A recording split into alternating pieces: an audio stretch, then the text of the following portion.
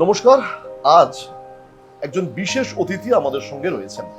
সেই বিশেষ অতিথির সঙ্গে পরিচয় করবার আগে যাদের নিয়ে কথা বলবো তারা বাংলা সিনে জগতে সফলতম জুটি। দেখতে দেখতে বেশ অনেকগুলো বছর তারা পেরিয়ে 50তম সিনেমা তাদের কিন্তু একেবারে মুক্তির অপেক্ষায়। তার মধ্যে আবার মাঝখানে 14-15 বছর তারা কাজ করেননি। এতক্ষণে হয়তো আপনারা বুঝতেই পেরেছেন যে আমি কাদের কথা বলছি। প্রসেনজিৎ চট্টোপাধ্যায় এবং ঋতুপর্ণা সেনগুপ্ত আগামী 9 জুন কিন্তু রিলিজ করছে এই দুই যোগ্য জুটিকে নিয়ে অযোগ্য। চিত্রবদ্ধ শুধু প্রসেন। এটা রিস্কি নয় ডার্লিং, এটা রিস্কি, খুব বিপজ্জনক খেলা।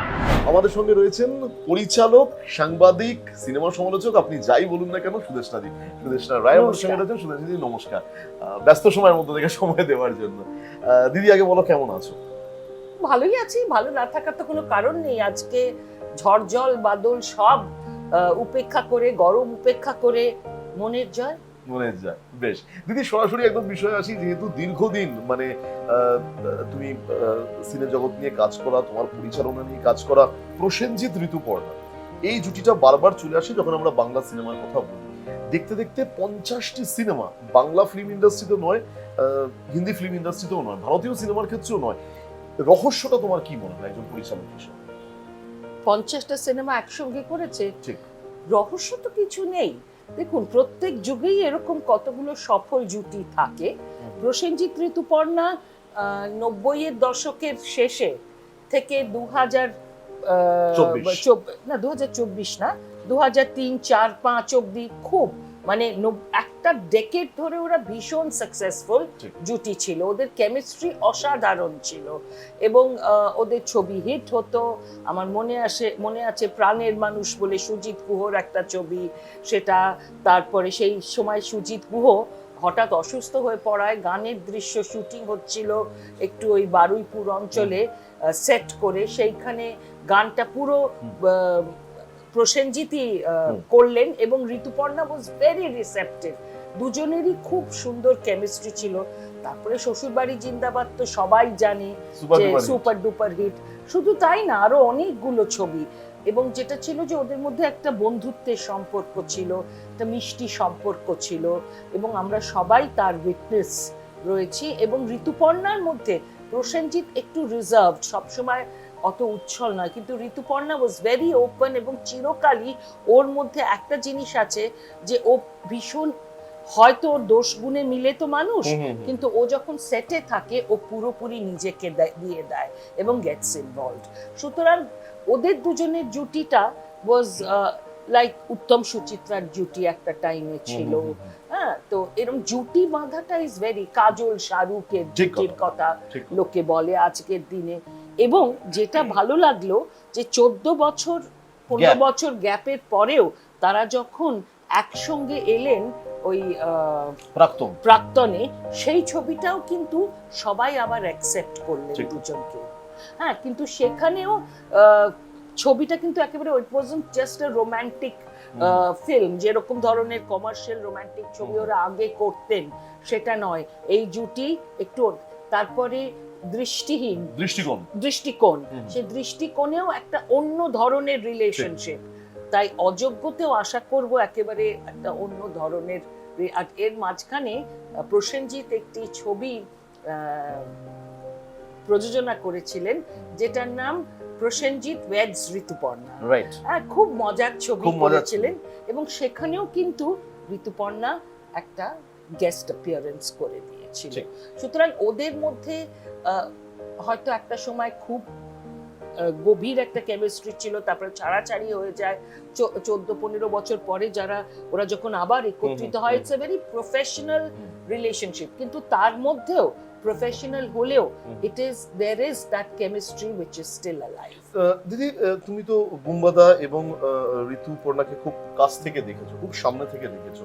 একটা জুটি পরপর 50টা সিনেমা সফল হওয়া এবং পরপর 50টা বললে ভুল হবে, মানে 50টা সিনেমা, একসঙ্গে 50টা সিনেমা, এবং সেটা কিন্তু না ওভার 2 decades 2 decades এবং প্রায় 2 দশক মেবি ধরে, 2 দশকেরও বেশি, 2 দশকেরও বেশি, কারণ 94 যদি নাগপঞ্চমী ধরি 94, তারপরে 2024 মাঝখানে গ্যাপ 30 বছর হয়ে 30 বছর হয়ে গেল।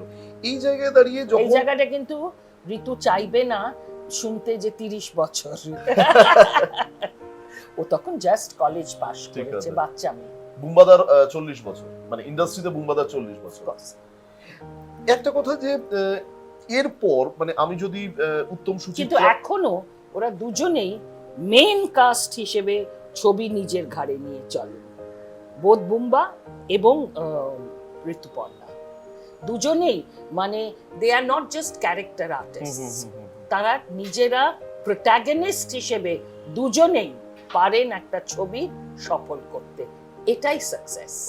তারপরেও অনেক জুটি হয়নি আমি বলবো না, বেশ কয়েকটা জুটি ডেফিনেটলি হয়েছে, কিন্তু সেই হিসাবে জুটি বেশি দিন স্থায়ী করে না। এই ক্ষেত্রে প্রসেনজিৎ ঋতুপর্ণার এই যে স্থায়িত্ব বা পরিচালকদের বেছে নেওয়া, সেক্ষেত্রে তুমি পরিচালক হিসেবে জানতে পারো, যখন স্ক্রিপ্ট লেখা হয়েছে প্রসেনজিৎ ঋতুপর্ণা, একটা সময় তো সত্যি প্রসেনজিৎ ঋতুপর্ণা, সেটা শ্বশুরবাড়ি জিন্দাবাদ হোক কিংবা উৎসবের মতো সিনেমা হোক, যেই হোক, দুটো সম্পূর্ণ আলাদা ঘরানার সিনেমা, প্রসেনজিৎ ঋতুপর্ণাকে কিন্তু পরিচালকরা বেছে নিয়েছিলেন। কিসের কারণ হিসেবে তোমার মনে হয়? হ্যাঁ, কারণ দুজনেই খুব সফল ছিল আর ওদের জুটিটা দর্শক পছন্দ করত। উৎসবের ক্ষেত্রে আমি বলবো যে উৎসবের ক্ষেত্রে আরো অনেক ক্যারেক্টার্স ছিল, এবং ঋতুপর্ণ ঘোষ একটু হাটকে কাস্টিংও করতেন, এবং ওই সময় অবশ্য ঋতুপর্ণা এবং প্রসেনজিৎকে কাজ করেছে, কিন্তু এর মানে এই নয় যে প্রসেনজিতের আর কারোর সঙ্গে জুটি হয়নি। রচনা প্রসেনজিৎ জুটি বিশাল সাকসেসফুল, শতাব্দী প্রসেনজিৎ জুটিও সাকসেসফুল, দেবশ্রী প্রসেনজিৎ জুটিও সাকসেসফুল। তো যেটা প্রসেনজিতের ছিল যে ও এক একটা সময়, এবং প্রসেনজিতের সঙ্গে বোধহয় সবচেয়ে বেশি হিন্দি ছবির নায়িকারা জুটি বেঁধেছেন, এরকম কেউ আর পায়নি, এবং তার জন্য ওর একটা তাগিদ আছে সেটা। আর ঋতুপর্ণার ক্ষেত্রেও আমি বলবো যে ও যেরকম প্রসেনজিৎ ঋতুপর্ণা জুটি, সেই জুটিটা এতই সাকসেসফুল হয়েছিল যে তারপরে সেইভাবে ঋতুপর্ণা কারোর সঙ্গে জুটি হয়তো বাংলা সিনেমায় বাঁধেননি, কিন্তু ঋতুপর্ণা একার কাঁধে অনেকগুলো ছবি চালিয়েছে। তাই যখন প্রাক্তন হয় তখন আমরা সবাই ভীষণভাবেই সত্যি তো প্রাক্তন জুটিকে আবার দেখতে ইচ্ছুক হয়েছিলাম। কৌশিক গঙ্গোপাধ্যায় পরিচালিত যোগ্য জুটিকে নিয়ে কিন্তু অযোগ্য রিলিজ করছে আগামী 9 জুন। এই সিনেমাটা নিয়ে তুমি কতটা মানে আশা করছো, কি হতে পারে, কিরকম কি? কৌশিকের ছবি মানে তো একটু অন্য ধারার ছবি, একটু অন্য রকম, কিন্তু তার মধ্যে একটা কমার্শিয়াল এলিমেন্টও থাকে পুরোপুরি, যেরকম অর্ধাঙ্গিনীর ক্ষেত্রে রয়েছে এবং হয়েওছে অর্ধাঙ্গিনীতে, এবং 49 সিনেমাটাও কৌশিক গঙ্গোপাধ্যায়, মানে দৃষ্টিকোণেও একেবারে অন্য রকম ইয়ে ছিল। তো আশা করছি অযোগ্যতে কেমিস্ট্রি যেরকম থাকবে, একটা পুরো পূর্ণ ছবি আমরা পাবো। and it's not only Rituparna এবং Prosenjit, it is also Kaushik Ganguly. দিদি, যখন তোমরা তোমাদের কেরিয়ার শুরু করো, তোমার লেখা, তোমার পরিচালনা, তখন তো গল্প বলার ধরনটা একরকম ছিল, তখন গল্প বলার ধরন বা দর্শকদের হয়তো পছন্দটাও একরকম ছিল। এখন এই সময় গল্প বলার ধরন অন্য ধরনের সিনেমা, কোডানকোড অন্য ধরনের সিনেমা হয়েছে, এবং প্রসেনজিৎ ঋতুপর্ণা যদি শ্বশুরবাড়ি জিন্দাবাদে সফল হয়, তারা উৎসবেও সফল, তারা প্রাক্তনও সফল। এই যে গল্প বলার ধরনটা চেঞ্জ হয়েছে, দর্শকরা তারা নিচ্ছে, এই চেঞ্জটাকে তুমি কিভাবে দেখো? এটা তো ডিরেক্টররা করেছেন, পরিচালকরা করেছেন, এবং অ্যাক্টর বা অভিনেতা অভিনেত্রী সেই পরিচালকের নির্দিষ্ট পথে হেঁটেছে।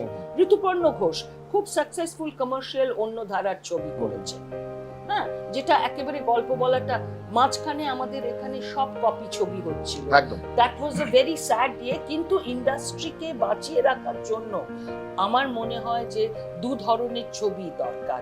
এক ধরনের ছবি যেটা মাসকে অ্যাপিল করবে, কিন্তু তার মধ্যেও লার্জার দ্যান লাইফ যেটা, সেটা কিন্তু তার মধ্যেও আজকে কিন্তু লার্জার দ্যান লাইফটা অন্য রকম হয়ে গেছে। আগেকার মানুষের চিন্তাধারা, আজকাল দ্য ওয়ার্ল্ড ইজ হাতের মুঠোয়। ঠিক কথা। সুতরাং ওই রকম ছবি হয়তো আর পছন্দ হবে না, মানে হলে গিয়ে ছবি যেরকম বাহুবলী একটা ধারার, ইটস ফ্যান্টাসি, যেরকম হলিউডে স্পার্টাকুস হতো বা বড় বড়, সেটা একটা ধারার ছবি। আর যেটা আমাদের গল্প বলা ছবি, সেই গল্প বলাটা প্রত্যেক যুগেই তো বদলাবে, পরিচালক হিসেবে বদলাবে, এবং তাতে মানে পরিচালকের সঙ্গে আর্টিস্টের কেমিস্ট্রিটা, সেটা কৌশিকের সঙ্গে নিশ্চয়ই প্রসেনজিৎ আর ঋতুপর্ণার ভালো কেমিস্ট্রি, সেই জন্যই তারা দ্বিতীয় ছবিটা করছে, একদম 50th-টা। তো আমাদের আশা অনেক। দিদি, আগামী দিনে বুম্বাদা বা ঋতুপর্ণাকে নিয়ে তোমার কোনো চিন্তা ভাবনা আছে, মানে এরকম কোনো কথাবার্তা হতে পারে? হতে তো সবসময়ই পারে, ঠিক। কিন্তু এই মুহূর্তে কিছু এখনো হয়নি, কিন্তু হলে তো খুবই ভালো। ঋতু এবং ঋতুকে ইন্ডিভিজুয়ালি আমাদের একটা ছবিও আমাদের সঙ্গে করেছে, বিয়ে নট আউট। প্রসেনজিৎ আমাদের জীবনের প্রথম ছবি আমার এবং অভিজিতের, প্রসেনজিৎ চট্টোপাধ্যায় করেছিলেন বলেই প্রডিউসার আমাদের প্রডিউস করেছিল। সুতরাং আমি সারা জীবন প্রসেনজিতের কাছে এটার জন্য কৃতজ্ঞ থাকবো। তুমি প্রসেনজিৎ চট্টোপাধ্যায় এবং ওই ছবিটা শুধু তুমি ওয়াজ আ কমার্শিয়াল ফিল্ম, এবং সেই ছবিটার হেড, এটা ওখানেই আমি গল্পটা একেবারে, যখন ভীষণভাবে কপি ছবি হচ্ছে 2004 সালে, এই ছবিটা কিন্তু একটা অরিজিনাল স্ক্রিন প্লে আমরা করেছিলাম। সেই স্ক্রিন প্লেতে আমাদের সাহায্য করেছিলেন হচ্ছে স্নেহাশিস চক্রবর্তী, আচ্ছা, যিনি এখন টেলিভিশনের মানে ডন, একদম একদম। তো স্নেহাশিস করেছিল। এবং ওই ছবিটা সিলভার জুবিলি হয়েছিল। ওই ছবিটা উইদিন বাজেট তৈরি করতে পেরেছিলাম শুধুমাত্র প্রসেনজিৎ চ্যাটার্জি ছিলেন বলে, এবং কোয়েল সেটাতে, এবং ওখানে আমি একটা অসম বয়সের প্রেম দেখিয়েছিলাম, যেটা বাংলা কমার্শিয়াল ছবিতে হতো না, কিন্তু আমাদের ওই ছবিটা সাকসেসফুল হয়। এবং আমার এখনো মনে আছেন সুনেত্রা ঘটক আনন্দবাজারে একটা রিভিউ করেছিলেন, সেটা হেডলাইন ছিল প্রসেনজিৎ এখন প্রসেনজিৎ হলো। প্রসেনজিৎ এখন প্রসেনজিৎ হলো। তো সেই জন্য প্রসেনজিতের সঙ্গে আমার যে সম্পর্ক, বা আমাদের যে আমার এবং অভিজিৎ, সেটা অন্য রকমের। এবং প্রসেনজিৎ যে আমাদের ছবিতে অভিনয় না করেও উনি কিন্তু আমাদের বহু সুযোগ দিয়েছেন। আমাদের 3 ইয়ারি কথা উনি প্রযোজনা করেছেন, বাপি বাড়ি যা উনি করেছেন, এবং তারপরে আমি আরো দেখ কেমন লাগে বলে আরেকটা ছবি, তারপরে জি অরিজিনালসে যে অন্য রকমের ছবি করেছি, সবে কিন্তু প্রসেনজিৎ আমাদের পেছনে ছিলেন। সুতরাং আমি আশা করব, ইটস জাস্ট স্যাড দ্যাট আমি সেরকম কোনো স্ক্রিপ্ট ওকে দিতে পারিনি দ্যাট উড ইন্সপায়ার হিম। তো যতদিন প্রাণ থাকে মানুষের আশা থাকে, সুতরাং আশা করব কোনো একদিন নিশ্চয়ই প্রসেনজিৎ ঋতুপর্ণা জুটিকে নিয়ে কাজ করব।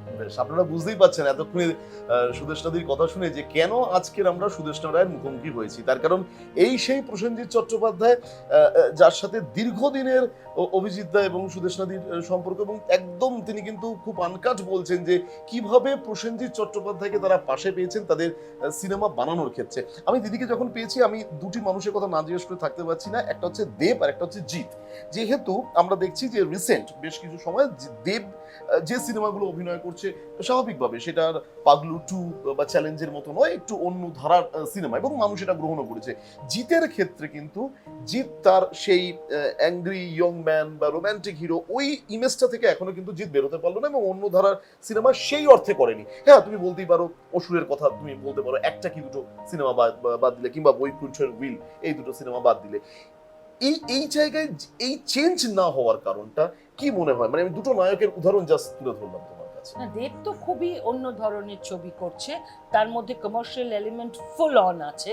যেরকম প্রধান, আমি মনে করি যে অভিজিৎ সেন যে ছবিটা, এবং ওটা দেবের ডেফিনেটলি মদত ছিল, এবং ওখানে দেব যা দেখিয়েছে, দেব কিন্তু খুব সাহসিকতার সঙ্গে ওই ছবিটা করেছে।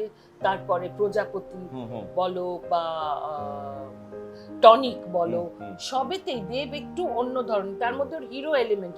ও তো বেচারি কপি ছবি নিয়ে কাজ করেছিল, ওর নিজের চিন্তাধারা তো আগে কেউ ওকে দেয়নি, ও একটা জায়গায় দাঁড়িয়ে এবার নিজের চিন্তাধারায় কাজ করছে। তো সবার চিন্তাধারা আলাদা হয়। জিতের চিন্তাধারা যেরকম, জিত হয়তো করেন, সেরকম তো শাহরুখ খানও তো এখনো কমার্শিয়াল ছবি করে যাচ্ছেন, এবং আমাদের ওই ধরনের কমার্শিয়াল ছবি রও একটা ডেফিনেটলি জায়গা দরকার আছে, দরকার আছে, কিন্তু তার মধ্যেও কিছু চেঞ্জেস আনা দরকার এবং জিৎ সেটা চেষ্টা করছেন। জিতের যদি ইচ্ছে না করে, জোর করে তো ওর, অন্য ধারার ছবি করার কোনো প্রয়োজন নেই।